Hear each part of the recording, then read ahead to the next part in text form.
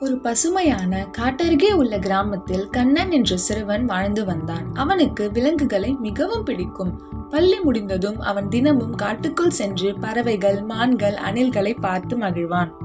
ஒரு நாள் ஒரு பெரிய யானை குழியில் சிக்கி வெளியே வர முடியாமல் தவித்ததை கண்ணன் பார்த்தான். யானையின் கண்களில் கண்ணீர் இருந்தது. கண்ணன் உடனே கிராமத்திற்கு ஓடிச் சென்று பெரியவர்களிடம் உதவி கேட்டான்.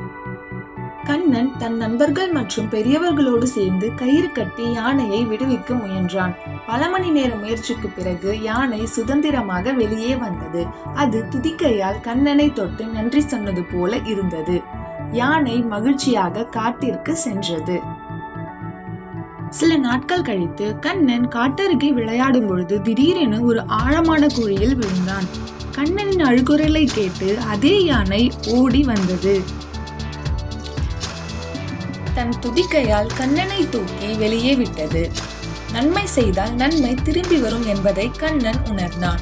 விலங்குகளுக்கும் உணர்ச்சி உண்டு. கருணை காட்டினால் அது ஒரு நாள் நம்மை காப்பாற்றும்.